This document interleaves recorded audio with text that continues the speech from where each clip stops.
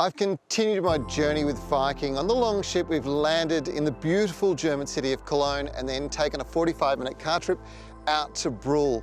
This particular feature behind me, the Augustusburg Palace, is a World UNESCO Heritage listed site for both the building and also its gardens. Now this is an optional excursion as part of your cruise with Viking. It's one well worthwhile taking because it gives you a chance to learn about, well, the 18th century when this was all built and the Prince Archbishops lived here. Augustusburg Castle is a vast and splendid example of Germany's Rococo architecture. It is considered to be one of the first significant buildings of its kind in Germany. Even now, after more than 400 years, the castle has not lost its majesty.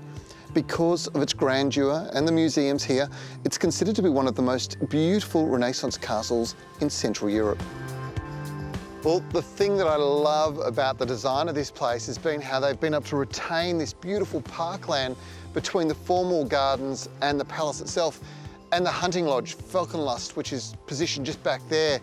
Now, by keeping these, you have this wonderful natural environment that's been retained, and it would be beautiful to walk through any time of the year. But take a look at it in autumn. Those autumn colours are just spectacular. Many renowned artists and architects were involved in the building of the palace's gardens and grounds. The Baroque Gardens here were created by a man named Dominique Girard, who was a student of André Le Nôtre, the master gardener of Versailles. You can really see the French influence here. Girard created a landscape styled after the popular French patterns that emerged from that era. The central piece of the garden is the Parterre Garden.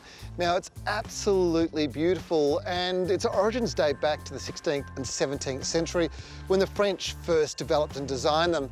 Now, what makes this so special is the symmetry of the gardens.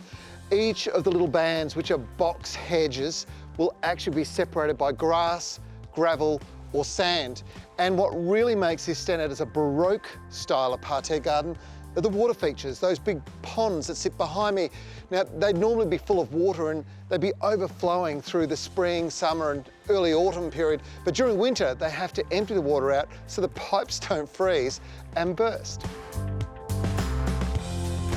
The garden uses several techniques for formality, for creating line, form and shape. And pleaching with lime trees is one thing they've done exceptionally well here. So these limes are growing down a beautiful avenue, but this actually frames the edge of the garden. It gives you those lovely straight lines. Now, the way they pleach is quite simple. They've literally bottom pruned the trees up to a certain height. They maintain them at that level at the bottom, but they've also pruned the top. During the summer, it provides a wonderful shady spot, but always providing a vista out over the formal gardens. During the winter, the leaves will, once they've coloured up and fallen off, will allow sunlight through. So on a warm day, it's a really pleasant place to go for a stroll. The Baroque garden parterre underwent an extensive restoration through 1933 to 1937, and today it represents one of the foremost examples of an 18th century European garden.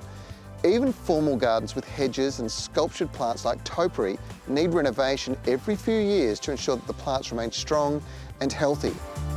Now, this kind of garden is completely unique. You're not going to find a Baroque-style garden in Australia. So you have to make sure you get over here to Germany at some point to really check it out, because no matter what time of the year you come, it's always beautiful.